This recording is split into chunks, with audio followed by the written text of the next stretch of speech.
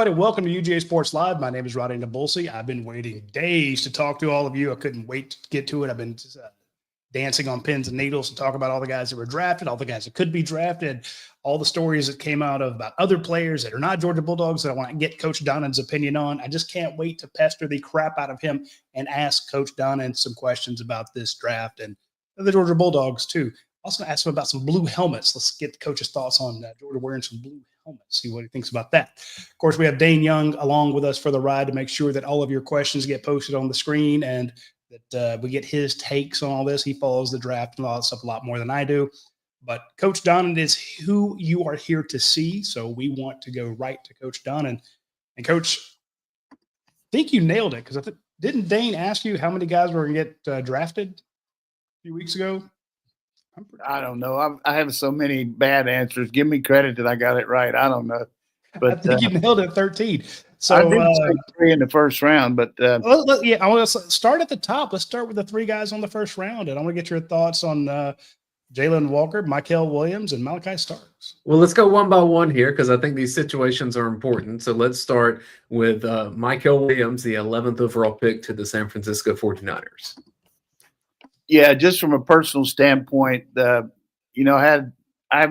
tried to get to know all these guys, but Mykel was in his official visit, and it was a day that Lanning was supposedly going to Oregon, and so I was just over there kind of as a buffer, trying to impress upon him that you weren't supposed to be coming here just because of an assistant coach, but the head coach was going to be around, and I just kind of threw that in there. It didn't make any difference.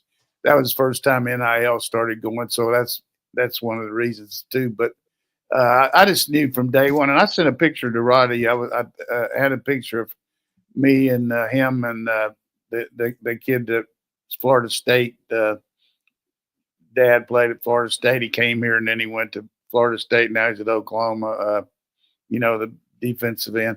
But anyhow, you can't really show those. But the point is, just always had a real good feel for Mykel. He's such a tremendous person off the field, number one, and then number two, just unbelievable potential. I really didn't get to realize that quite as much. I was seeing the same kind of year for him this year that we saw from Walker, when he did so well and got drafted so high. Is that the right guy at Jacksonville? Yeah. Trayvon Walker? Yeah. So yeah. I could see the same semblance of being in the background. But, he had the injury and he didn't get tightrope surgery. But I don't know Kyle Shanahan, but I do know Mike. And I sent a text to Mike and say, tell Kyle they got an unbelievable player. And he is. He just I think he'll be tremendous in the pros. Just unbelievable upside. Well, that does bring up a question because a lot of people have asked about Trayvon Walker and the same with Mykel Williams. If you look at their on-field production, you're like, how the hell is this guy a number 1 pick? How is he a number 11 pick? Why? They just didn't. To the average fan, Coach, they don't put up gaudy numbers, and people don't understand why they were so coveted. Well, you got to look at it kind of like a college coach maybe taking a guy out of high school that maybe wasn't quite as dominant as you might think for a high school player. But the kid came to camp and he did well, and his measurables were looking like everything's ahead of him. And I think in both cases, there's so much practice tape where they excel against really good players. What I'm talking about is first-round draft choices in the offensive line, like the ones we've had here. A couple years ago, he had Broderick Jones, and you just see him rushing the passer, and you see him doing some of the similar skills that Nolan Smith's doing in the pros now. And you say, look, this guy's bigger, and he's also got, he's pretty young, really, basically, compared age-wise. So he should be a senior in college next year. But, I'm not one of these guys that go overboard and say a guy can't miss or anything like that. But I would say all 3 of these guys in the first round, and that's what you want. If you're drafting a guy, you want a guy that can come in and start for your team. That's why you got that draft choice, because your team is not unless you've traded for it, your team is not as competitive as the ones that are drafting lower than you. Next up, number 15 overall, they finally did it. The Atlanta Falcons looked down the road and found Jaylen Walker sitting right there for him, Coach. Yeah, I think this is a tremendous bridge over troubled water here. You know, everybody's been talking about it for so long, and I don't know what the reason was, but if you're ever going to get a guy that's a sure thing to come in and make that first Georgia choice the right one, this is a guy. I mean, while he's there, he'll probably get elected to the Georgia Senate, and he'll be, before you know, when he gets out, he'll be governor, and who knows. But King of Atlanta. This guy is what you want for your franchise. I mean, and you look at both he and Michael had their situations in their own, you know, didn't go out to the green room, but there's nothing wrong with that. I thought certainly Malachi did a good job with that, and loved his pink suit too. I mean, looked really good. But I tell you, Jaylen, special because for me, you know, being from North Carolina, his dad played for one of my buddies who was on my team in high school, and I've just always had a pretty good connection with him. But this guy can do so many things. You just look at the way in the critical games. I mean, he owned that guy from Texas. I mean, that guy went in the first round, offensive lineman. And I think just because he's enough of a hybrid guy, maybe not quite what the measurables are for an outside defensive end, and maybe a little bigger than most linebackers. So that might have kept him a little bit, but can't miss. I mean, he's gonna come in there by storm and really help the Falcons. On the ABC broadcast, Kirk Herbstreit was raving about him, saying if he picked the defensive player of the year going into this from this draft, and this was before the Falcons selected him, he said Jaylen Walker is that guy. I mean, there was not, and Kirk Herbstreit, I think, saw as much as college football as almost anyone this year, and he was praising Jaylen Walker that way. Yeah, I mean, you just look at that first half against Texas. I mean, what else could you do? I mean, unbelievable way he played. And then go back to all the big plays he made throughout his career when we really needed it. And just, you know, can play special teams if you want him. And he played tight end in high school. He's a good basketball player, very athletic, just got good ball skills. He'll come in there and, you know, and hey, if you're chosen the Dick Butkus Award as the best linebacker in the country, that's an unbelievable award. And for us to have Roquan and him, just outstanding. I was going to mention the fact that I thought it was interesting that the Falcons also took Pierce from Tennessee. And I'm like, okay, well, now you guys can't gang up and go just, you know, scheme just to block Jaylen. I like this kind of 1-2 punch, Coach. Yeah, this guy's a rocket off the edge. I mean, unbelievable quickness and speed. He had some issues sometimes when, you know, people ran right at him, but I think he got, you know, he's bulked up. They say he's like 250 now, and really got outstanding outside rush technique. And yeah, you can't scheme when you got two of them like that. And of course, hopefully, you know, they'll have a balanced team and they'll get people in second, third, and long where they can use them. But I think he might be maybe a little bit better pass rusher than Walker. I don't know, but that's all he ever did. You know, he never played on the other, but Walker can do so many other things. So Walker is kind of a Swiss Army knife guy. Absolutely what the Falcons needed. So they got on the same plane there. Yeah, they were on the same plane, and I just think you have Jaylen Walker in the three-piece suit, and you have Pierce in the T-shirt, and I kind of think you want each of those. You want one of those rushing the passer on each side. Yeah, well, I guess Arthur sent a plane, and he sent one same plane to Knoxville and to Salisbury. Got a double dip there, but that's really good. I mean, I like Pierce. He worried me. You really have to do a good job of scheming him because he's really fast off the edge. Number 27 overall was Malachi Starks. Coach, this just seemed like it fit like a glove, Malachi with that organization to the Baltimore Ravens. Yeah, if you look at the success rate that the Ravens have had as far as being right up there every year, their defense kind of fell off a little bit last year, early in the year, because lack of production of throwing, against the passing game. And so many teams were behind them because the offense was rolling there with Lamar at quarterback that they were throwing the ball. And they made some adjustments and went to some different coverages and really played well in the stretch, and tough loss there in the playoffs. But John Harbaugh's a special teams coach. That's where he got his niche there with Andy Reid at the Philadelphia Eagles.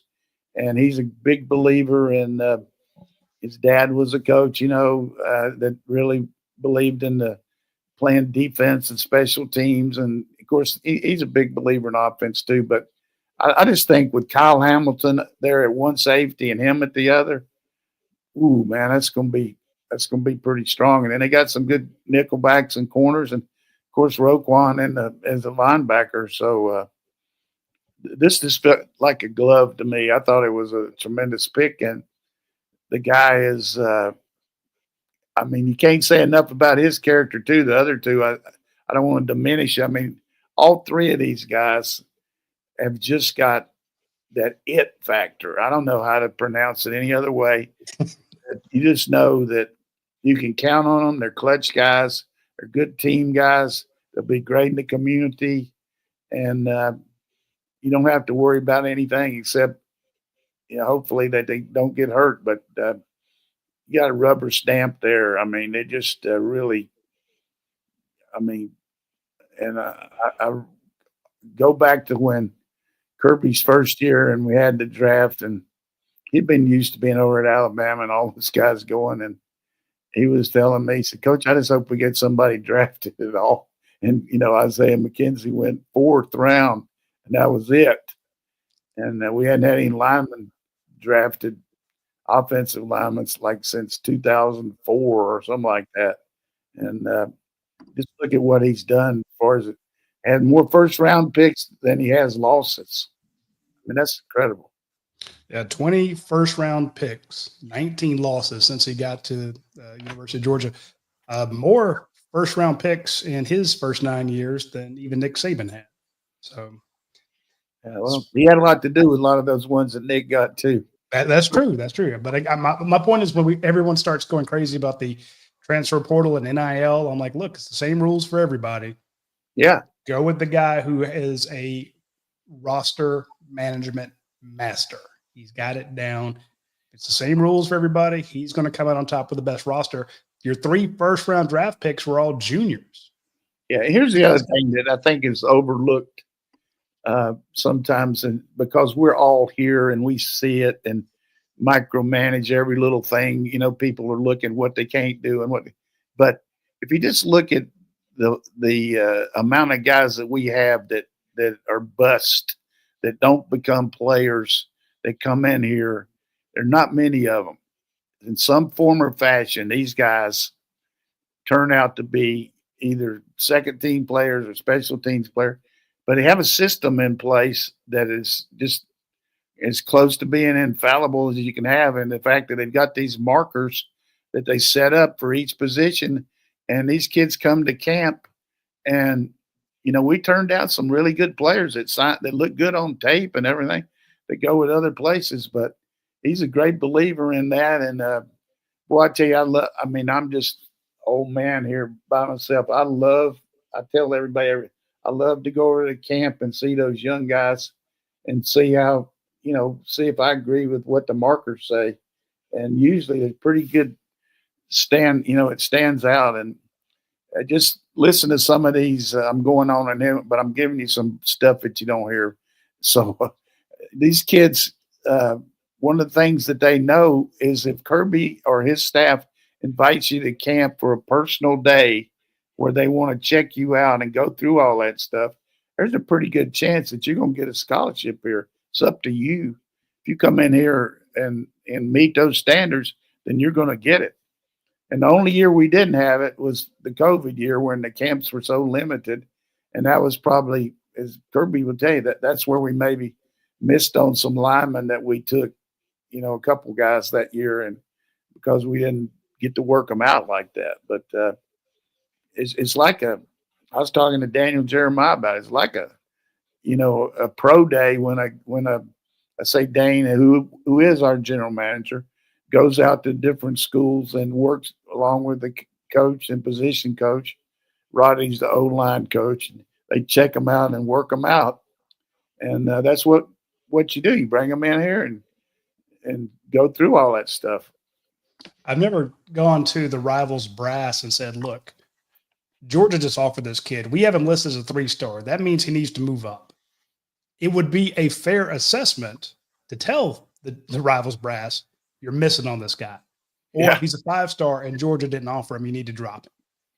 It wouldn't be fair to Rivals. It wouldn't be fair to Georgia. Yeah, let them make their mistakes. Yeah, we don't. I'll say, but I'll let them know sometimes. Like, look, this is where they see him, and the reasoning I give them to say not reconsider, but let me point out to the fans: if Georgia offers a 3-star in the Rivals rankings, that's because he hit the height, size, hand, length, speed, footwork, hip movement, flexibility, the 47 other things that Georgia has to offer an offensive lineman. So maybe we got him underrated. Also, if we have him as a 5-star and Georgia doesn't go after him hard, either they don't think they can get him or he doesn't hit the same thing. So, again, I'm not trying to crap on Rivals. I work there. I love it. I've been here since 2007. We are right a lot. Go look at this last draft. We are dead on. But be nice about it. But I will say this, though, just the general, if you're just talking to anybody and you start talking to them and they ask you about a guy and they say, well, he's a 3-star, and then they don't even want to talk about him. Oh, okay, tell me about this guy. He's a 4-star. Oh, yeah, let's hear about it. And then if it's a 4-star, well, why isn't he a 5-star? You know what I mean? So that's the way people look at it. I mean, there's a lot of people on our show that are very good at looking at tape and analyzing and all, but the general feeling is you see a guy's ranking and that triggers in your what's wrong with him. He's a 3-star, right? I mean, that's just. But coaches don't get into that. Coaches don't worry about it. It's every once in a while they'll hit us up and be like, "You need to move him up," or "You're wrong on this guy." Oh yeah, well it looks better maybe on when you get those at the end of the year. We're not into those rankings, but it's nice to always be in the top 3 as far as. You'd want a guy that's, for his own sake, to be ranked a little bit higher if he comes here, just because, But those guys don't worry about that, and they're just glad to get here. Yeah, absolutely. Let's hit the trio of offensive linemen that went in day 2. Then we can hit a commercial break and finish the rest of the draft. In round 2, it was Tate Ratledge going to the Detroit Lions, and coach Tate Ratledge with Dan Campbell. Again, just feels like a good fit. Yeah, I think here's a guy that, just like Michael, he had an injury this year, kept him out of the first round, because you look at his measurables at the pro combine, was among the best of anybody there. He's got tremendous leverage, which that's what you got to have coming off the ball and the pro level, is the fact that height is such a great determinator as far as getting movement at the line of scrimmage, because you can lean on guys, and he's really good at moving his feet. And I'm just happy for him that he's going to a team that's, that's winning. They're going to have some changes. They lost both coordinators, and both of them got head jobs. One guy got the Jets job, and Ben Johnson got the Bear job. But Tate, another guy that his first year was crushed when he, got hurt against Clemson, and had that terrible injury to his, what do you call that, Roddy? The Liz Frank or something? Liz Frank. Yeah, he had that. And so I remember seeing him up in the training room, and he said, I'm just going to work through this rehab, coach, and get well. I said, let me tell you something. Not many guys can play for Georgia as young as you did, and you just got to keep working, and it'll all work out. And I wasn't telling him anything he didn't know, but boy, I tell you, he's another guy that just, I don't want to shortchange any of them. I mean, these are my boys like they are. I mean, everybody's, but Tate's just kind of guy can walk into Walmart and talk to everybody in there and then walk out. Dylan Fairchild goes 81 overall in the third round to the Bengals, so he could be right back on the same offensive line with Amarius Mims. Coach, this was probably a little bit higher than I thought Dylan would go, but it's justified that why he left Georgia. Yeah, when you look at his strength, among the strongest guys to ever play here, when you look at the weight room factors, and then Radi talked about him when we first got him about what a great wrestler he was, and that is a good indicator of his quickness and strength and ability to change direction. And, he really did what was necessary because Micah Morris is a tremendous athlete. And, he was so consistent in his run blocking and pass protection that, again, I mean, and that Hill guy's still with the Bengals too, isn't he, the center? Trey Hill, yeah. Yeah. So, and of course I had to send the head coach, his mother, I had to send a little note to her that she got another good player for him, another Georgia guy. But I don't have his number, but I talked to her. But my daughter used to babysit for him, so he knows I'm not going to BS him on anything. And then Jared Wilson, 95 overall, third round, goes to be a center for the New England Patriots. And Georgia players that are centers for the New England Patriots, that's tended to work out pretty well. Yeah, I mean, you look at how long the guy played there, and he said, I'm going to be out, and I'm just going to bring this other guy in. But, Doug Marrone, a guy that coached with me and is now the line coach there, he's been around a little bit since he was a head coach at the Jaguars. But Doug doesn't miss on players, and one of the best evaluators I've ever been around, very similar to Kirby from that standpoint. And I hate that we didn't get another year out of the guy because he's sitting behind Van Pran Granger, and he just couldn't get out there. I mean, the guy was so consistent, hard to beat him out, But you look at of all the interior guys, 40-yard dash, jumping, everything. Guy's another one. He's a steal in the third round. I'm talking about steal. If he was going next year, he'd be first round.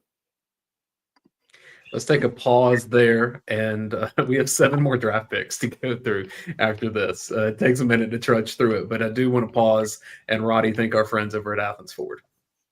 I mentioned this before. I'm going to mention it again all the way until the 2nd of June. Every time you hear me talk about Athens Ford, I'm going to be talking about the fact that you can do employee pricing. They've been a sponsor of ours for maybe 5, 6, 7 years, however long. There's never been as good a deal as what is going on with Athens Ford right now. Employee pricing means if you worked at the factory floor at any of the Ford dealerships, or it's going to be Ford manufacturing plants, and you went and said, hey, I make this Bronco, I make this Ford F-150, I make this Ford Escape, I make this Explorer. What's my price on it? What do I get it for? Well, you don't have to put in all that hard work and all those hours. You get the same price if you are a Ford factory employee. So reach out to Athens Ford, go by and say, hey, look, I want the employee price on any of the Ford SUVs or trucks, and you will get it. And if they're ended in June, and if you don't get it by then, you're kind of out of luck. So trust me, jump on it, and when you get the chance, it's a rare thing. Again, usually you have to know somebody, and they'll also say, hey, we're doing, factory employee pricing. You'll see some promotion come like that through some other outlet, some other place. Don't fall for it. This is the real deal. So jump on it when you get a chance.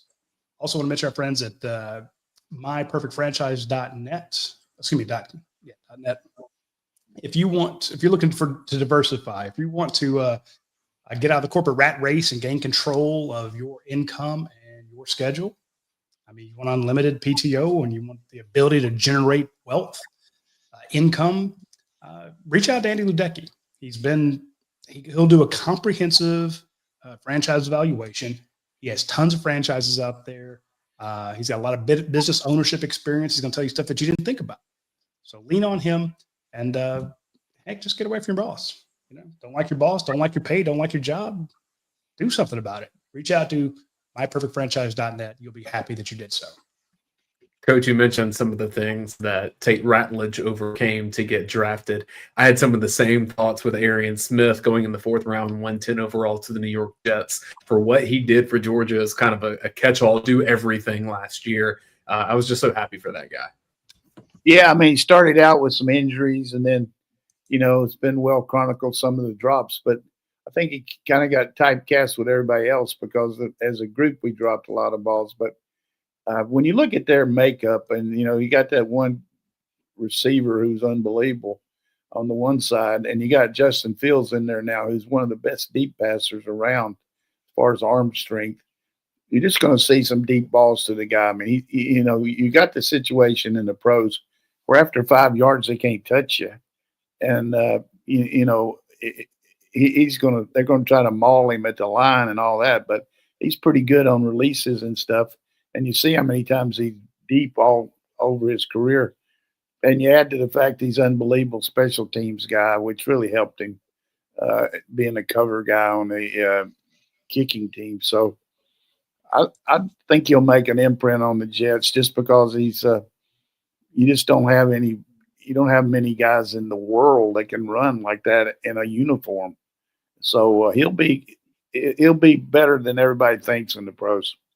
I am owed a steak dinner by somebody on Twitter. So I remember getting to an argument about Arian Smith. And they said, and this was back, remember he had all those injuries and the drop balls, a couple that were just big plays. And they're like, this guy's never going to play in the draft or never play in the NFL. He's got no future.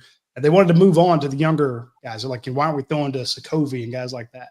I'm like, you don't understand how the NFL loves speed. And he can catch. And I'm like, the guy's fast as lightning. He's maybe the fastest player in the history of Georgia. So if he gets catches 2 out of 3 deep balls, that'll be great. I mean, exactly. So I need to go back and find. I need to type in steak and find it. You need to get that. That guy owes you. Trevor Etienne continues moving a little bit north every year the last couple of years, from Florida to Georgia, now to the Carolina Panthers. 4th round, 114 overall. Yeah, I mean, I would like to see him stay another year, but I can understand coming out like that. But, he's got this ball skills to catch the ball out of the backfield. They dump the ball off a lot. And, he's going to a team that needs players. I mean, they've had, several coaches over the last few years and just haven't been able to get it humming. But he's got a real shot of being an every down player for the Panthers. 5th round picks, 139 overall, Tyrion Ingram-Dawkins to the Minnesota Vikings. This is a steal here too. I mean, this guy, when you talk about potential compared to performance, I mean, you look at the way he's played in practice and the way he's played in games and continued to improve. Would like to see him come back, but you can't blame him. He's gonna get up there, and he's got a skill set, man. He can rush, and he's strong, and he's very athletic. So, and again, here's a guy that we talk about hard to get big bodies. He's a big body that's been trained by a master coach. I mean, Trey Scott. You look at the guys he's putting out in the NFL, and the way he trains them and the way he recruits them, that makes a team. When you get to the 5th, 6th, 7th round, you're looking at, hey, if we're going to take a chance on a guy, let's look at some of their measurables. Let's look at some of their history. Let's look at where they play, who they're coached by, and all those things add up for Georgia there, and particularly for TID. I mean, I'm trying to be realistic here to everybody, not look like all these guys are going to be all pro. But I think in his own way, if you weren't talking about the rest of these guys, he would be a steal. I mean, he really is a good athlete. Yeah, fifth round pick. That is a steal almost as much as Smile Munden, but I know we're going to talk about him next. Oh, don't even tell me about that now. I mean, well, it's not an NFL draft until you get a Philly dog in there. Well, he'll fit right in there, and I can just see first time in the huddle, whether it's him calling the defense or whoever, 17 calling like Nakobe Dean. Nakobe, they might call mint or something like what Georgia calls instead of what they're calling up there, because you could have 7 guys. I don't know what to do. I mean, they got all of them. And then they picked up the one guy in the off season. I mean, right before the Super Bowl that didn't play, but the defense. Yeah. So what, and wasn't it the Eagles that interviewed Schumann a year ago in that process? Wasn't it? 2 years ago they interviewed Schumann. He was close, and but they hired this one guy, and then last year they hired the guy from the Dolphins. But let me just say this: that Smile Munden has a skill set. The guys his size can't run like that. And here's another guy that he played on a broken ankle 2 years ago. He wanted to play so bad, and the trainers and doctors say it's not going to hurt you anymore to wait. So he went ahead and played, and he played pretty good, but still it's tough with the break. And this guy's got upside. I mean, they got Campbell from Alabama and him coming in there as 2 linebackers on top of that front they got, on top of those linebackers they have. I mean, wow. And then wrapping it up, Warren Brinson, 6th round, 198 overall to the Green Bay Packers. Yeah, Warren is one of my favorites, a very personable guy, but also another guy that's just been on the cusp of being really good. Had enough things go wrong with him injury-wise and everything, but everything's ahead of him. He's going to go up there and play with Devontae White and Stokes and, Walker, Quay Walker, and also Bullard. I mean, good Lord, that's five dogs on the Green Bay Packers. I mean, come on. 7th round, Dirty Dan Jackson, walk on at Georgia. He plays safety for 3 years, gets blown up in the Keely Ringo pick 6, 230 overall, 7th round pick, Detroit Lions. Yeah, I think Dan has a good shot. Obviously, it's tough playing on the back end up there, with the man coverage he'll have to play when they get in the nickel and all. But his special teams forte, he blocked kicks here. He was great on coverage. He was great on protection. And he's a good team guy. I mean, he'll definitely, when you look at who the coach is and he talks about, we're just a blue-collar team, he's on the right team for that. And then finally, 244 overall, 7th round, Dominic Lovett goes to the Lions. I think he's a good in-between receiver, can play in the slot. And you look at all the ways they've thrown the ball to all those different receivers up there. They use myriad formations as far as extra guys, and he's another guy that's great on kick coverage. He and Smith will be hard to replace here, I promise you that. So I think Lovett will make it. Very happy for Dominic Lovett to get drafted, and Dan Jackson especially. That just made my heart happy. Again, we kind of take them for granted because we talked about things that they didn't do. But if you go back to that, not only the Texas game, but the Tech game, Dan Jackson practically wins you that thing. Yeah, I mean, you down. That was big play. And then he came through and blitzed him in the overtime too. But yeah. So I think Dan got a really good shot. Then we got 4 undrafted guys that signed contracts. I think Jurasic has a skill set that maybe can help Minnesota. Is that who he's with? I have to confirm that. Minnesota. I need to double check. Xavier Truss is with Denver, and Nazir Stackhouse is with Green Bay. I tell you, Truss has got so much practice tape. I mean, he's been here forever. And you see all the guys he started against Cincinnati in the bowl game as a tackle, and he's played everywhere. And he's the kind of guy that can be that extra guy for you because he can play inside or out and very savvy and got a good chance because, one thing about the Broncos, they love to throw the ball, and he's really good at certain aspects of pass protection, and he'll get some, good coaching up there. And I think he's got a good shot. And Who else did we have? Nazir Stackhouse, another guy. You talked about all the guys at Green Bay. There's another one. Well, he's got good speed to go with his size and got phenomenal amount of reps too. Gutekunst, the general manager, he loves to come watch tape on Georgia because he gets to see him go against good players in practice. I think he'll fit in up there. I mean, those D-line drills, you're going to have Brinson, him, White. Good Lord. They'll be running. They got to bring Trey in there to coach them. It's funny. We did a story yesterday about the Detroit Lions. They put out a meme of the fact they took 3 guys in the draft. So they're like, "Hey, did we just become best friends with Georgia?" Their coach is just raving about what it's like at Georgia practices. Green Bay is talking about. You see how many guys they've got drafted. Of course, the Eagles are practically half Georgia, half Alabama. It seems like the teams that stock up on Georgia players are doing quite well, Coach. Exactly. And it's all based on performance, not just potential. But, they have a certain regimen that they do, the way they teach people up there. And it's just like anything. If you go into a situation, you've had experience doing that, then you've had experience making those multiple calls and being involved in all those different kinds of schemes.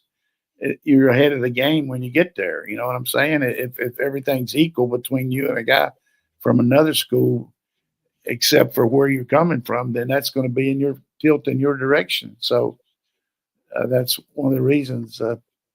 Every time I think about Gutekunst, I got to think about his brother, who was at Duke the same time I was at NC State, and he ended up being the head coach of Minnesota the year after Holtz left and went to Notre Dame.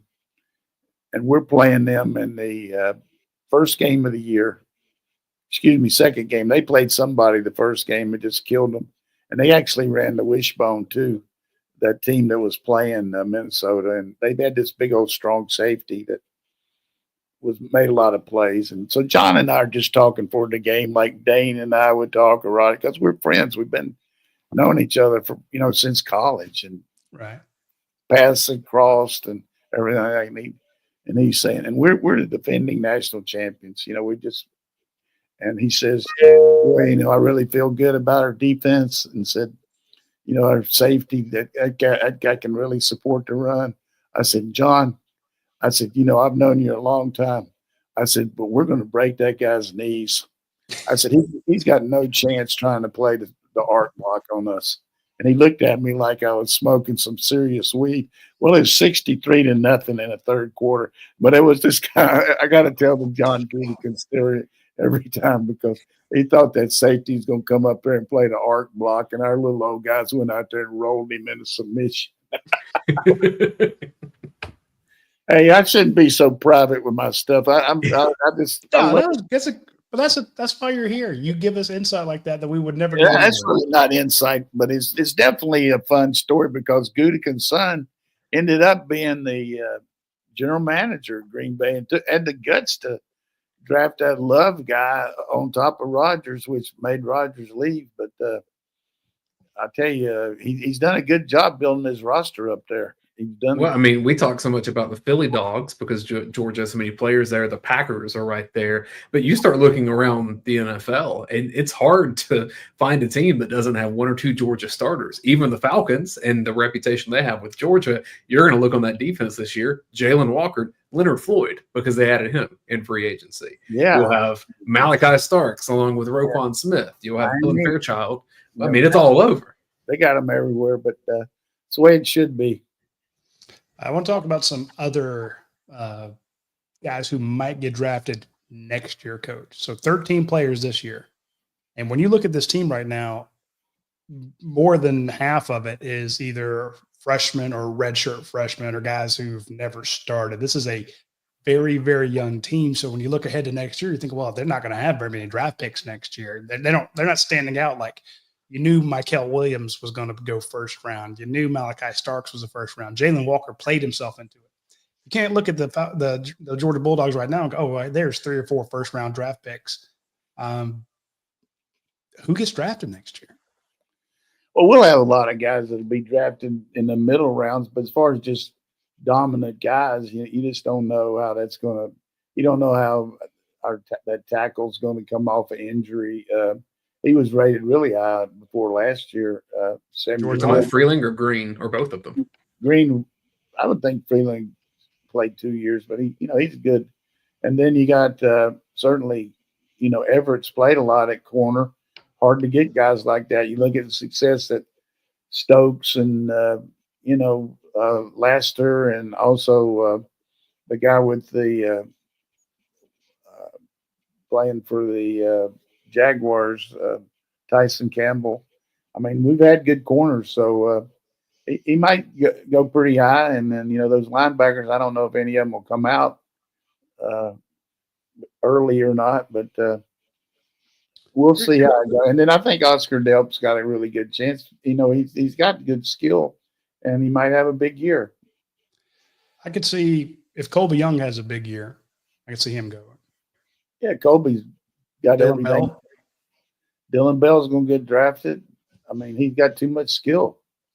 And you also mentioned Micah Morris earlier, Coach. That was Michael will do well on the testing, and he just got to be consistent. And he's always been so good. He's been so much better than the other players in high school and all. I think he's going to take the bull by the horns here and take advantage of this. With teams being so young, I do think there is more room for players to take really big leaps in a shorter amount of time to get draft attention. And I know they say practice is harder than games at Georgia, and you'll have all the practice tape. But even a guy like Xavier McLeod in the interior defensive line, it's just hard to find guys like that. Yeah, I think Xavier got a lot of upside, and he really developed the more he got confidence and, played in games and did things. And he'll be a guy you look at. Again, what they're looking for is the mass, the type of body mass and physique, and that can go up there, and it doesn't make any difference how good you are, or quick you are. When a guy's leaning on you at 6'6", 350, you got to be able to take that on a little bit, and I think that's what they're looking for. We saw and I would say it was the 1 year debut of Jared Wilson, but he didn't play the full year. He got hurt, missed a couple games, but it was still a 3rd round pick. Yeah. If the potential's there, they're going to take you. And that's why when we mentioned like Xavier McLeod or Jordan Hall, we haven't seen Jordan hardly play at all, but he could have a huge year. And if Jordan's like, hey, look, I've been beat up 2 years in a row. I'm healthy now. The teams are looking at me. If I'm a 3rd round pick, I'm out of here, folks. That's true, but the one thing that helps a little bit, NIL, it's easier to stay another year sometimes, hopefully. But I will say this, Cash Jones will he'll be on some pro team. That's a good call. Your mentioning of NIL takes me into my next topic. You can tell Coach is a pro who used to work at ESPN and can do those segues really well. Coach, Quinn Ewers did not get drafted. The rumor was he turned down $4 million to come back and play at the University of Texas. Give me your thoughts on Quinn. Yeah, I mean, Quinn could probably gone somewhere and picked up some big cash in the NIL, because there's so much. I mean, I know that Sark doesn't get the pressure of having to play Arch or anything, but it'd be hard for him to hold off Arch another year, but he definitely doesn't get enough credit for being a guy that can make the plays. Now, he doesn't look that good doing it, but he's always been a winner in high school, and he really, when you look at Texas, I mean, they've been lower in well manure until Sark got there. I mean, he really has had a great record for him, and I think questionable as far as movement and things like that, but definitely knows what he's doing and smart. He'll probably go someplace and be the third guy. So, Roddy, your point is that he could have made more money by going somewhere else in college, right? Because I don't know that he would have improved his draft stock with more college time. Oh, no. And I only say that because even looking at the Georgia guys, the ones that transferred in didn't get drafted higher. And if you look at Georgia guys that transferred out, I don't really see any of those that got drafted pretty high either. Yeah, he couldn't have helped himself as far as the draft, but it's kind of like that girl at Notre Dame that instead of going second in a WNBA draft, signed with TCU, making some big money, get one more year making money, and then the WNBA, the minimum salary. So, the maximum salary, a lot less than what you're making NIL was. No, that's what we're going to see is we always complain, and I've already done it on this show. Juniors, your top 3 juniors went in the first round of the NFL. Now you would tell those guys come back for your senior year or your COVID year or whatever to improve your draft stock status. And now it's like, hey, come back another year and you might make a lot more than you would as, in your rookie contract, the first year. And then in the year after you go. If you're a marginal first round, but if you're a definite first round, I'm saying 5th, 6th round. Get on up there and get that first contract going so you can get to that second one. Yeah. That's where you make the money. I'm just saying for these options, but you're exactly right. I agree with you. So there's a lot more we can complain about it, but there's actually some upside because you can convince guys to stick around. Georgia's been very successful at keeping some guys here. You saw, last year you might not have had Carson back. He stuck around. Now Carson said he's going to go pro, changes his mind, goes to Miami. He's going to be making a lot of money. If he never plays a down of college, professional football, you can put away enough money that you're very successful at age 21, 22. You look back on our history here, getting Michelle and Chug to come back in the day of NIL. I don't know if they would have come back. You know what I mean? Who knows? But they're looking at coming back, and they really increased their draft choice and helped our team get to the national championship. Well, Daylen Everett would have been drafted in this draft, and he came back to Georgia. Where he would have been drafted, I don't know. But he would have been in the NFL next year, and Georgia kept him. Yeah, he's got a lot of good tape, but he's got some tape that's not as good too. So it's like anybody. But I think he more than qualifies as a guy that's going to go high just because he's been trained and coached here, and he's has the ability to play press coverage, which hard to do. The story that I got absolutely sick of, Coach, I didn't want to hear it anymore, but we're going to talk about it anyway, was all the fascination with Shedeur Sanders. It's all anybody could talk about. Well, where's he going in the draft? Why is he dropping? Why is the slide? And I get it. Quarterbacks are high profile. Quarterback sliding is even higher profile. And we've seen this. He's not the only one. We've talked about it with multiple players throughout the years. And I just wanted to kind of get your overall thoughts on it.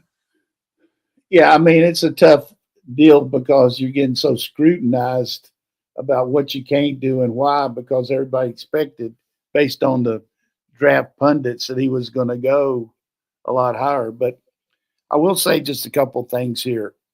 I truly believe that every NFL franchise is going to bend over backwards to take a guy that they think can help them win. I just think you look at this success rate of minority quarterbacks now compared to 15, 20 years ago, both Super Bowl quarterbacks, the guy that makes the most money of any quarterback, Dak Prescott. I think they got 15 out of the 32 teams have black quarterbacks.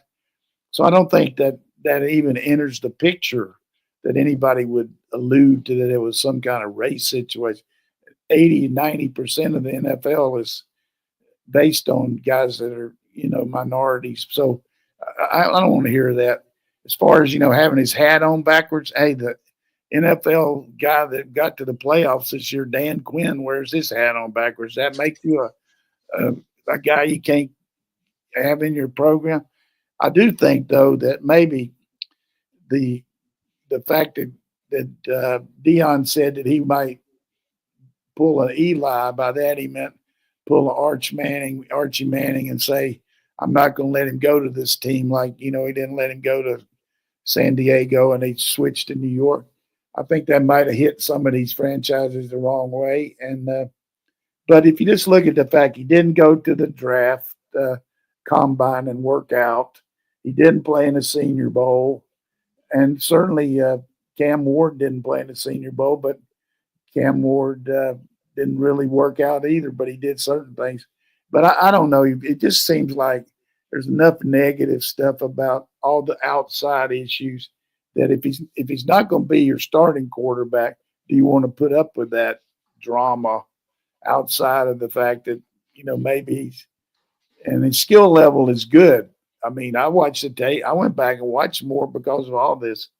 But I haven't seen many guys with his level of play that would be a first-round draft choice based on what I watched. He took a lot of sacks, took a lot of chances, but he didn't have a good line. But he did help them win, and he might make some team, and we'll see how it goes. But that's my 2 cents. I'm with you. My overall take, somebody asked me what's going on. Is a good friend of mine. I've known him since I was working at the Georgia Center in '92. He called me up and said, should he have just refused to be drafted and signed as an undrafted free agent, would he have made more money, or will he get a chance? They've got 4 quarterbacks where he's going. And I said, look, quarterbacks get hurt all the time. He'll absolutely get a chance. He'll get a chance to show what he can do. I mean, the teams want to win. So there's not a conspiracy theory conspiracy against him. There's not a manager, a owner out there who wouldn't sell out all other 31 teams if he thought he could get the player that's going to win him the championship. So I don't believe in grandiose conspiracy theories, but I do believe in avoiding drama if you can help it. And when you build yourself a draft room and your dad's loud, that was not good about which teams are allowed to draft you. I mean, you can say that, but don't say it on air. Say it behind the scenes with these people, because now all of a sudden it's like, did we get his dad's permission or something like that? I'm like, this is draw. And again, I'm not saying it's right or wrong. I'm just saying I know how these talk. Yeah, you're exactly right. And then, of course, Mel Kiper had a conniption about it, but talking about the fact when he said that they don't know how to evaluate quarterbacks. And I got a lot of respect for Mel, and I've known him a long time. And, we've talked about he's a good evaluator, but, he also said Jimmy Clausen was a first-round draft choice. And, you can throw stuff back at people that all of us have made mistakes over the years. But, last year he wasn't that high on the guy that went to the Commanders. He thought he didn't have him rated that high. But, as much as they rate everybody and do everything, they really do a pretty good job of analyzing and getting the right ratings on the guy. But I think he's wrong saying the NFL doesn't know how to evaluate quarterbacks. Yeah. Hey, well, and I actually found this to be just a reflection of our society and how it's changed, because some of the people that were upset about it were saying, well, look, Johnny Manziel still got drafted. And I'm like, yeah, but look how long ago that was and how much more we've shifted into this like influencer culture. Had Johnny Manziel would not be a first round pick now. I don't know if he'd get that far based on his habits then. Yeah. Maybe you learned your lesson from Johnny Manziel. That's my point about the drama thing. It's like, it's not always good. Yeah. So anyway, I don't want to get too caught up into that. That was just I want to get Coach's thoughts on it. Last thing I want to talk about, Coach, is something we heard about from Kirby Smart. We didn't hear about it, but he talked to the the Bulldog Club up in Charlotte. And you always talk about motivation and getting your guys up for games. Kirby came up with the story. Was basically they're trying to find out how to get players fired up. He's looking for fire, passion, and energy. And the question came up, what color, when something is burning, what color burns the hottest? And he asked the crowd, and some people said white, red. One guy said black. I've not seen black flames, but it's interesting. But someone nailed it. Someone said blue. So the hottest flame is blue. And towards the end of the last couple of days of practice and spring practice, they were giving out those blue Guardian helmets. Now, if you don't know what a Guardian helmet is, it's a padded cap that goes over the top of your regular helmet, and it cuts down on concussions. And they had a couple blue helmets or a couple blue Guardian caps they were giving out to the guys that showed the most fire. And the joke Kirby said was, we're giving a kid $120,000 in NIL, and he's coming up to me going, Coach, how do I get one of those blue helmets? And I just think that everybody wanted one, Coach. And I thought this was akin to your getting the big steamroller out there, just getting the team fired up. I thought it was a brilliant strategy.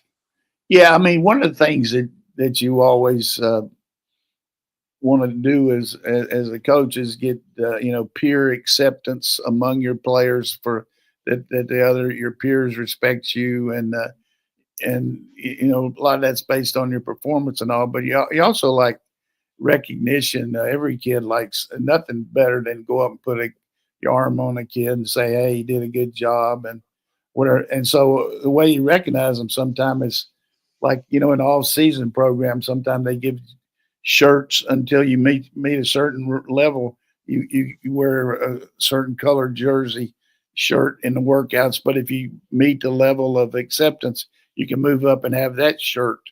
And I think that's what he's doing. Everybody remembers about the Nebraska black shirt defense. To be on that defense in practice, to wear a black shirt, you had to be at a certain level.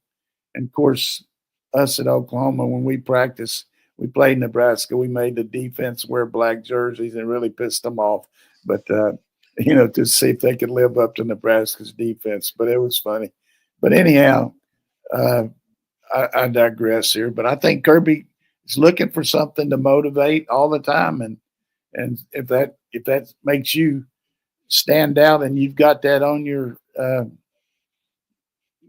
you've got one of those blue helmets, and that's great.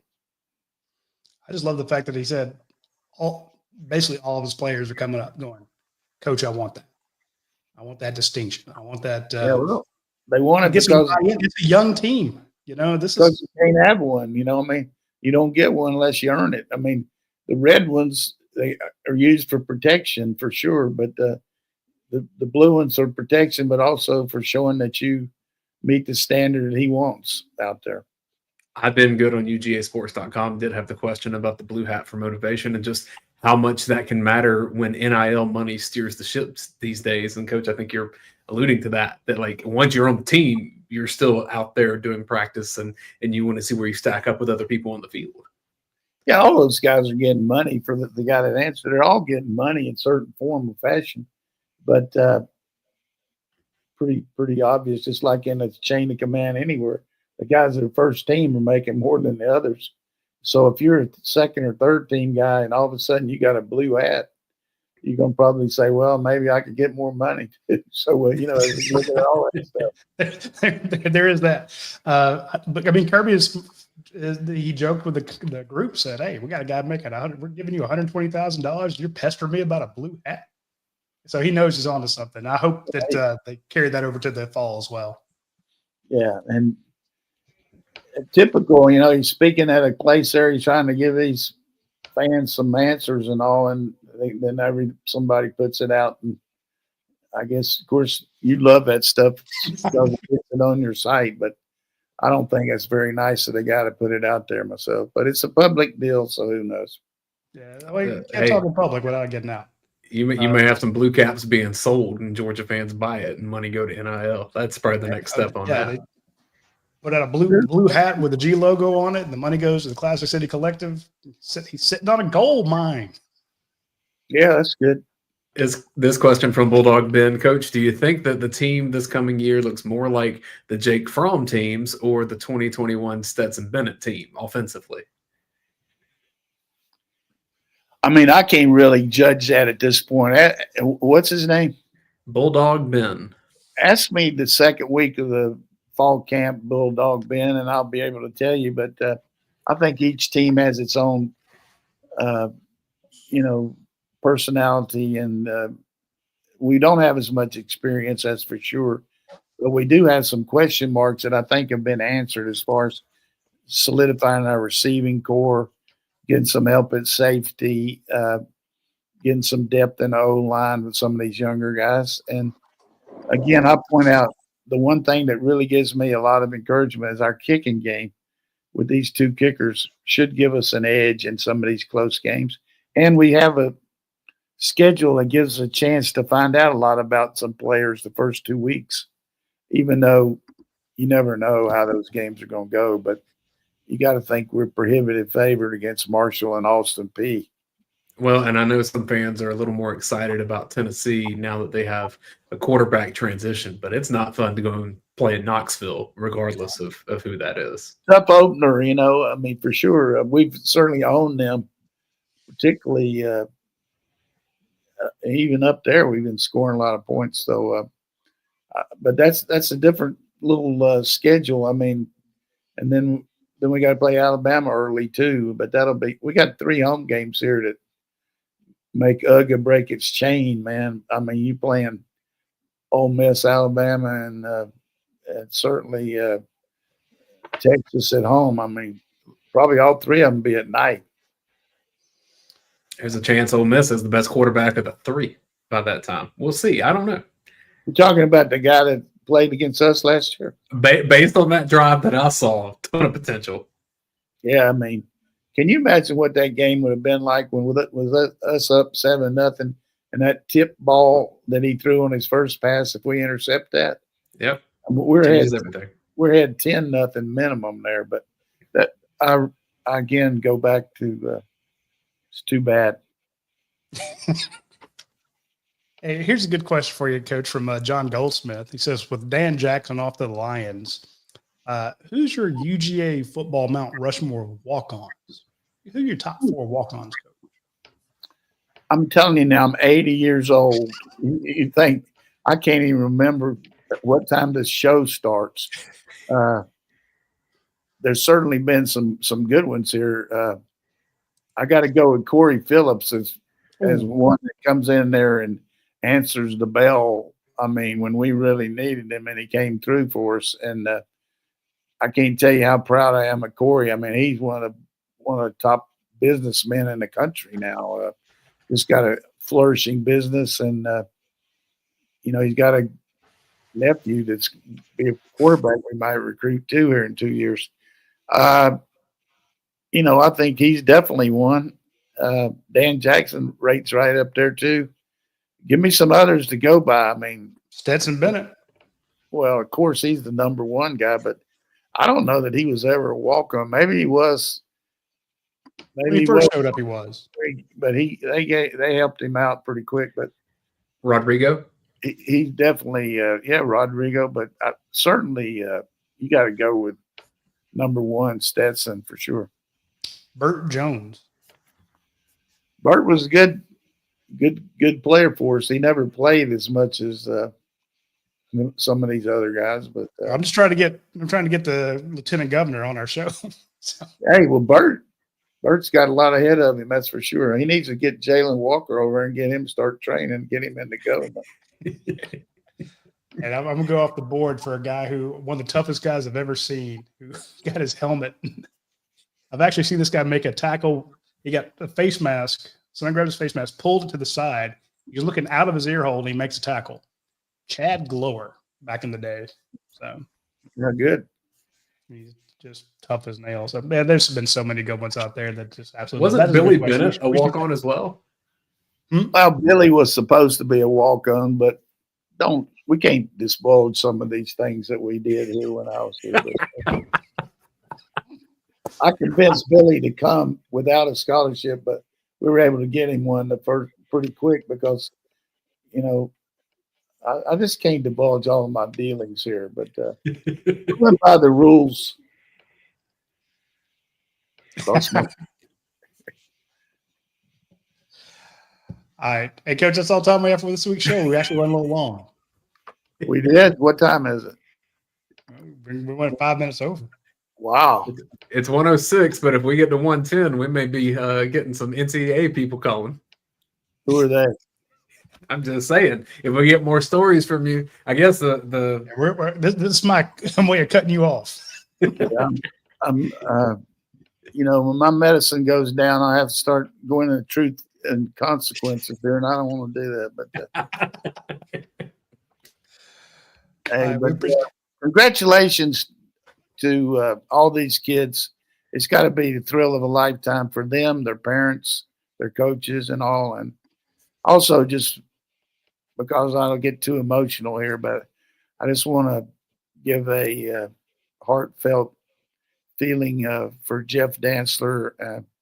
What a tremendous loss. His wife, Emily, just got consumed with cancer, and she was a guiding light, just a really wonderful young lady that did a good job as a teacher and was a good mate for JD. And JD loves Georgia, and he's done so much. And just want to know everybody out there, have him in your thoughts and prayers.